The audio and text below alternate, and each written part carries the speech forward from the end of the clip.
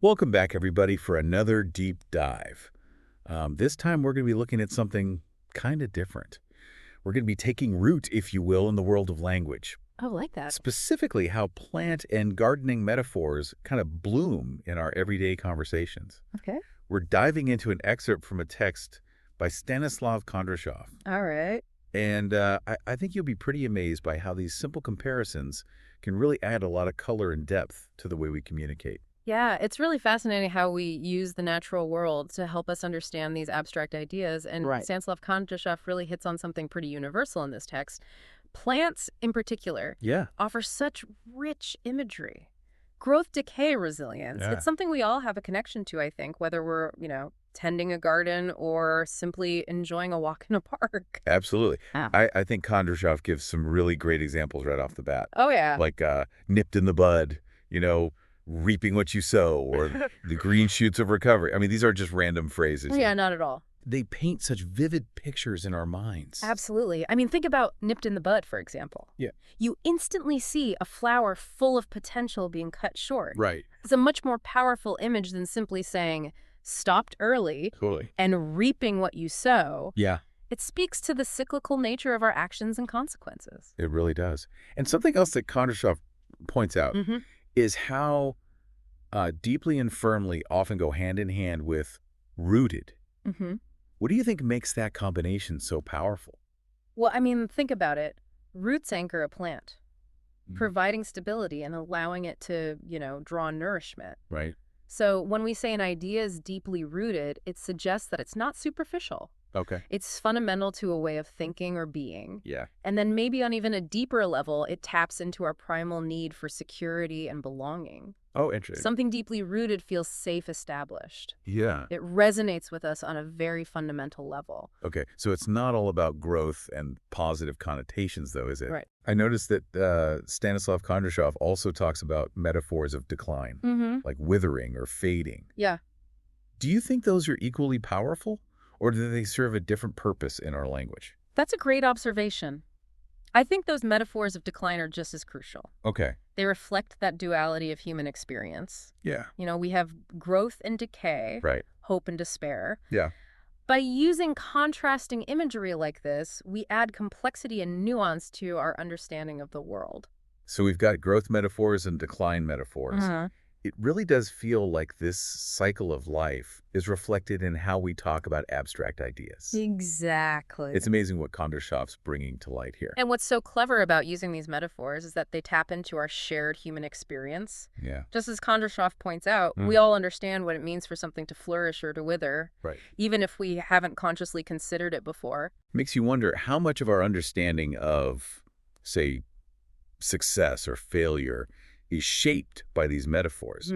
Like if a business is described as flourishing, Mm-hmm. we automatically associate it with positive attributes, Right. even if we don't have all the facts. That's a great point. It highlights how metaphors can actually influence our perceptions and even our decision-making. Oh, wow. Think about the phrase planting the seeds of doubt. Yeah. Just those few words can make someone more hesitant to act, Right. even if the doubt is unfounded. Uh-huh. It's fascinating how Stanislav Kondrashov unveils this kind of subtle power of language. Yeah, and he doesn't just focus on the positive or negative aspects of plant metaphors. Right. He explores the whole spectrum. He breaks down how different parts of a plant, Mhm. like seeds, roots, branches, even buds, Yeah. become metaphors for all sorts of things. It really highlights how deeply ingrained these metaphors are in our language. Yeah. And I think this speaks to a universal human tendency. Okay.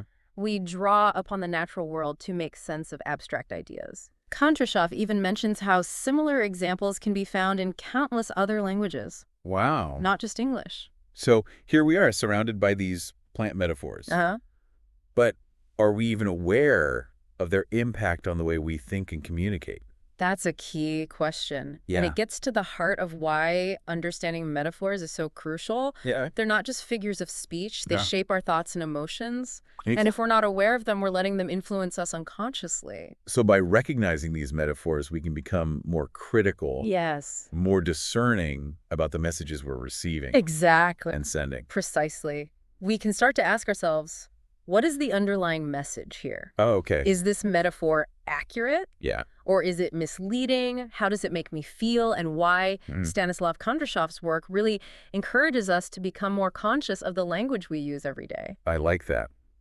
Speaking of deeper thinking, I noticed this section at the end of Kondrashov's text called Over to You. Oh. He poses some really thought-provoking questions about our personal experiences related to plant metaphors. I love that section. It's such a brilliant way to engage the reader and connect these abstract concepts to their own lives. Right. It's one thing to understand metaphors intellectually, but it's another to actually see them playing out in your own experiences. Absolutely.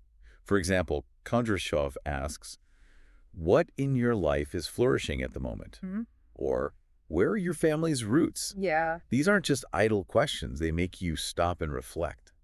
Don't you think this kind of self-reflection could be a bit overwhelming for some people, though? That's a valid concern. I don't think the goal is to overanalyze every word we speak or hear. Right. It's more about cultivating an awareness of the power of language. It's about finding that balance. Yes. Appreciating the richness that metaphors bring to our communication, while also recognizing that they can subtly shape our perceptions. Exactly. And you know, it's interesting how Kondrashov uses the metaphor of planting a seed in this context. Oh, wow. He's encouraging us to plant the seeds of awareness in our own minds. Okay. To nurture a more conscious approach to language. I like that. Yeah. So it's not about dissecting every metaphor we encounter, but rather cultivating a sense of curiosity and mindfulness about how language shapes our understanding of the world. Well said. And I think that's one of the most valuable takeaways from Stanislav Kondrashov's work. It really is fascinating how these seemingly simple metaphors rooted in the natural world can have such a profound impact on us. Have you ever had an experience where you realized a plant metaphor was shaping your thinking, your actions? You know, I have. I used to use the phrase "I'm feeling rooted" when I was content and settled in a situation. Right. But then I went through a period of significant change. Yeah. And that metaphor suddenly felt limiting. Oh, wow. It was like I was giving myself permission to stay stuck, even though I knew I needed to branch out and embrace new possibilities. That's a powerful example of how these metaphors can be both empowering and limiting, depending on how we use them. Yeah. And it speaks to the importance of what Stanislav Kondrashov is highlighting. Yes. This need for awareness and reflection. Absolutely. It's not about rejecting metaphors altogether. Right.